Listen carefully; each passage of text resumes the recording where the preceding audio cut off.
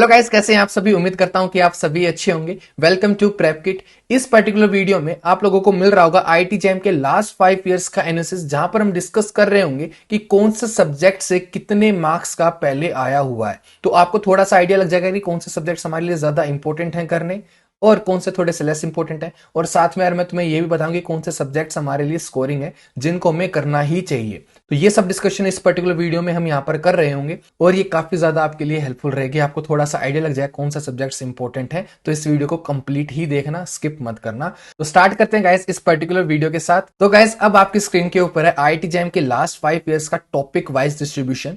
यहाँ पर यार हर सब्जेक्ट के कॉरस्पॉन्डिंग मार्क्स लगे हुए हैं कि वो सब्जेक्ट कितने मार्क्स का है किस पर्टिकुलर ईयर में, राइट। तो सारा डिस्ट्रीब्यूशन इस टेबल के अंदर आपको दिख रहा है। तो आप यहां से देखो हमें क्या दिखाई दे रहा है। क्या जैसे मैथमेटिकल फिजिक्स की हम बात करें तो 10 14 13 13 10 14 9 मार्क्स का है, यानी कि हम कह सकते हैं कि 9 to 14 के बीच में वेरी कर रहे हैं। और गाइस किसी भी सब्जेक्ट का यार कोई कंफर्मेशन नहीं है कि यार ये सब्जेक्ट कितने मार्क्स का आने वाला है। कोई सब्जेक्ट हो सकता है किसी ईयर में ज्यादा मार्क्स का आ जाए, हो सकता है कि किसी में कम का भी आ जाए। मान लो कि कभी हो सकता है कि एक सब्जेक्ट सिर्फ 8 मार्क्स का है और हो सकता है किसी ईयर में वही सब्जेक्ट 14 15 मार्क्स का भी आ जाए, राइट। तो ये पॉसिबिलिटी रहती है, कुछ फिक्स नहीं आ रहा कि ये सब्जेक्ट इतने ही मार्क्स का आएगा। और जैसे अगर मैं मैथमेटिकल फिजिक्स की मैं बात करूं, इसके अंदर कुछ टॉपिक्स हैं जहां से यार मेजॉरिटी ऑफ क्वेश्चंस आते हैं हमारे, जैसे मैट्रिक्स हो गया, डिफरेंशियल इक्वेशन हो गया, फिर वेक्टर्स हो गया। इन 3 टॉपिक्स यार क्वेश्चंस एग्जाम में आते ही हैं ज्यादा। अब जैसे टॉपिक होगा फोरियर सीरीज, उसका यार जरूरी नहीं कि हर साल एग्जाम में क्वेश्चन आए, राइट। वो हमारा थोड़ा लेस इंपॉर्टेंट है in comparison to matrices, differential equation और वेक्टर्स, राइट। वो वाले हमारे लिए ज्यादा इंपॉर्टेंट हैं,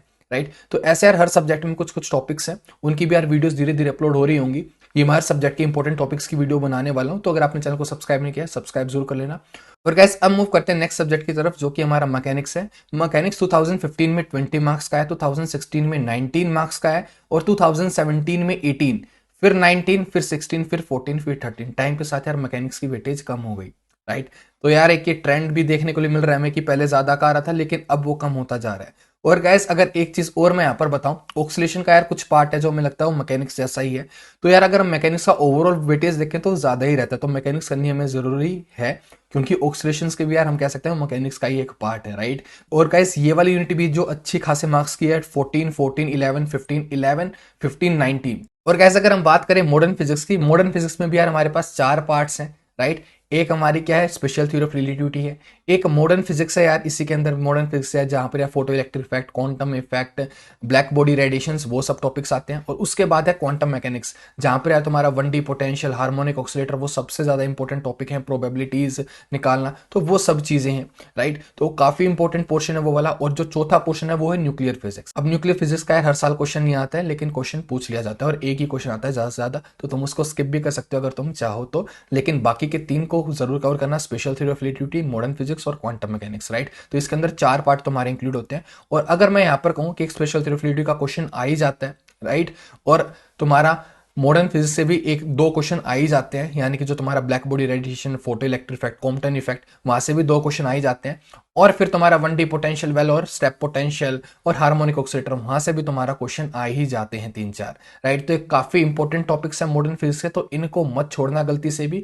और मॉडर्न फिजिक्स की अगर हम वेटेज की बात करें तो क्या है, 11 12 15 10 15 14 14, राइट। तो काफी अच्छी वेटेज है इसकी भी, ये नहीं कह सकते यार कि कम वेटेज है। अगर हम इसके सिलेबस को देखें तो उसके कंपैरिजन में ये वेटेज सही है, राइट। स्कोरिंग पोर्शन है गाइस, मैं बता देता हूं कि कौन कौन से सब्जेक्ट हमारे स्कोरिंग रहते हैं आईआईटी जैम में। हमारा यार मॉडर्न फिजिक्स एक स्कोरिंग सब्जेक्ट है, अगर तुम इस सब्जेक्ट को कवर कर लोगे तो एग्जाम में इसके क्वेश्चन हो ही जाएंगे। साथ में दूसरा सब्जेक्ट है तुम्हारा सॉलिड स्टेट और इलेक्ट्रॉनिक्स, ये पोर्शन नहीं छोड़ना है तुम्हारा यार, ये भी इंपॉर्टेंट है।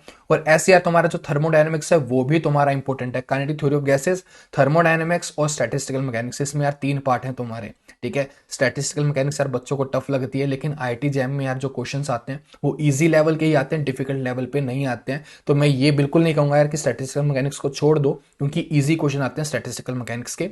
थर्मोडायनेमिक्स एक काफी स्कोरिंग सब्जेक्ट है यार, इसको बिल्कुल भी गलती से मत छोड़ देना, राइट। अगर तुम इस सब्जेक्ट को पढ़ोगे तो एग्जाम में इसके क्वेश्चंस को करने ही वाले हो तुम। और ऐसे काइनेटिक थ्योरी ऑफ गैसेस यार कुछ फॉर्मुलेज हैं, कुछ कंसेप्ट हैं, बस तुम्हें वो पता होना चाहिए और 2 क्वेश्चन तुम्हारे पक्के वो हो जाएंगे। काइनेटिक थ्योरी ऑफ गैसेस के यार 2 या 3 क्वेश्चन आते हैं, थर्मोडायनेमिक्स के भी यार काफी क्वेश्चन आते हैं, स्टैटिस्टिकल मैकेनिक्स के भी 1 या 2 ही क्वेश्चन आते हैं, इससे ज्यादा नहीं आएंगे स्टैटिस्टिकल मैकेनिक्स के। तो यहाँ पर ज्यादातर क्वेश्चन तुम्हारे थर्मोडायनेमिक्स से ही आ रहे होंगे, राइट।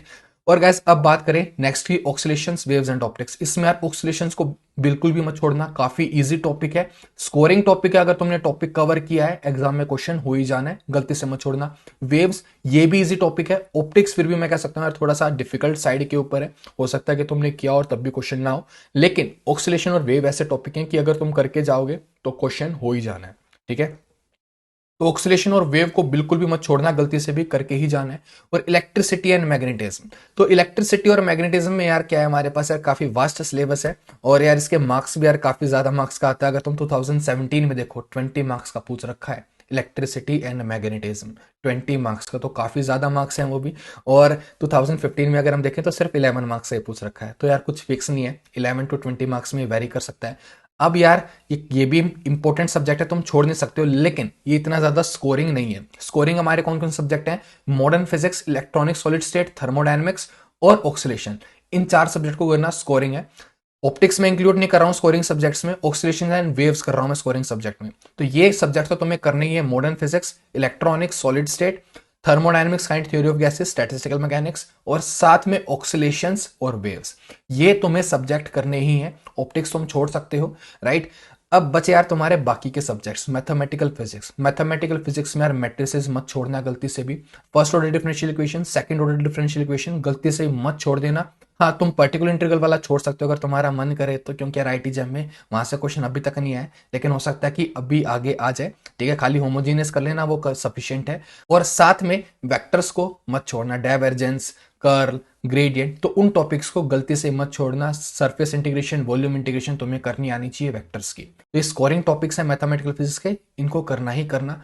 फोरियर सीरीज यार फिर भी एक थोड़ा सा तुम कह सकते हो कि कम चांसेस है कि क्वेश्चन आए, और हो सकता है कि तुम एग्जाम में उसमें कोई गलती भी कर दो, क्योंकि यार थोड़ा कैलकुलेशन में लंबा चला ही जाता है ज्यादातर। कुछ क्वेश्चन यार वहां से भी इजी फ्रेम हो सकते हैं, लेकिन यार ये है कि अगर तुम्हारे पास टाइम है तो तुम उस टॉपिक को कवर करना, लेकिन अगर तुम्हें ये लग रहा है कि टाइम कम है तो तुम उसको स्किप भी कर सकते हो। और गैस अब बात करते हैं मैकेनिक्स की और ईएमटी की। गैस ये हैं तुम्हारे बड़े सब्जेक्ट, और एग्जाम में भी तुम्हारा एक बड़ा पोर्शन कवर करते हैं। जैसे कि तुम देख रहे हो 2016 में 19 मार्क्स का मैकेनिक्स पूछा गया है, और ऐसे 2018 में भी 19 मार्क्स का पूछा गया है, 2017 में 18 मार्क्स का पूछा गया है। और मैकेनिक्स में आप ऑक्सीलेशन भी जुड़ के उसकी वेटेज और बढ़ जाती है, तो तुम ये कह सकते हो अराउंड 20 मार्क्स तक भी ये जा सकता है, 20, 22, 23 तक भी ये जा सकता है, राइट। और बात करें ईएमटी की, तो यार वो भी एक बड़ा सब्जेक्ट है, और यार ये सब्जेक्ट्स करने हमारे लिए जरूरी भी है, क्योंकि यार अगर तुम ये सोच रहे हो कि एक अच्छी रैंक लेके आनी है तो तुम्हें ये सब्जेक्ट करने पड़ेंगे, राइट। इनके बिना नहीं हो सकता है, क्योंकि यार हो सकता है कि ये 2 सब्जेक्ट ही तुम्हारे 40 मार्क्स के आ जाए, 20 मार्क्स की तुम्हारी ईएमटी आ जाए और 20 मार्क्स की तुम्हारी मैकेनिक्स आ जाए,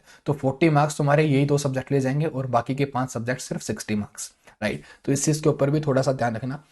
अब कोई सब्जेक्ट तुम मिस कर सकते हो क्या, देखो यार मैं कहूंगा नहीं कि यार तुम कोई सब्जेक्ट मिस करो, क्योंकि यार अगर पेपर इजी आ जाता है यार तो तुम्हारा बहुत जरूरी होता है कि तुमने सारे सब्जेक्ट्स कवर कर रखे हो। क्योंकि यार इजी पेपर आने पे क्या होता है, जो रैंक होती है ना यार वो काफी ज्यादा वेरी कर जाती है सिंगल सिंगल मार्क के ऊपर भी।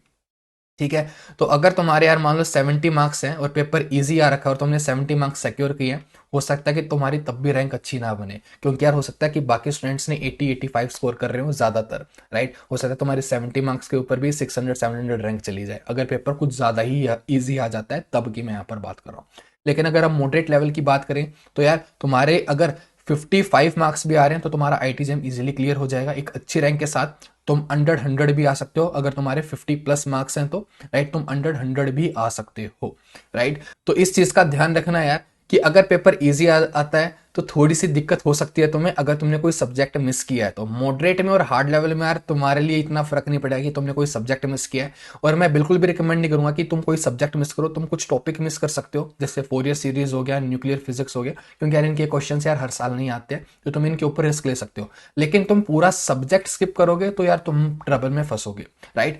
अगर तुम्हारे पास टाइम कम है गाइस तो मैं तुम्हें ये भी रिकमेंड करूंगा कि सिर्फ तुम 80% सिलेबस के ऊपर फोकस करना, 20% छोड़ देना। या अगर तुम बिल्कुल ये है कि अभी प्रिपरेशन स्टार्ट की है 1 मंथ पहले ही, राइट, तो उस केस में तुम कोशिश करो कि यार 70% सिलेबस तो एटलीस्ट कवर कर लो।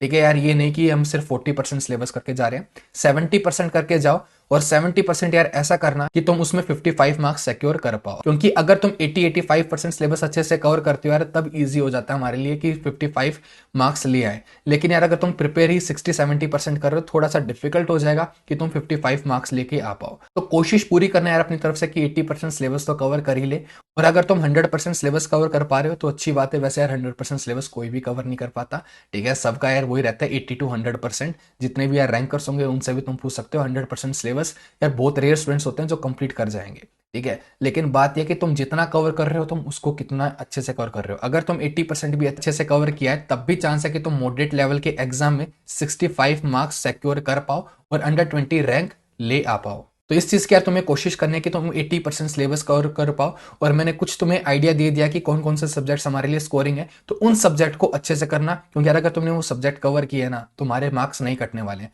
मैकेनिक्स ईएमटी ऐसे सब्जेक्ट्स हैं कि तुम्हारे कवर करने के बाद भी हो सकता है कि क्वेश्चन तुमसे ना हो।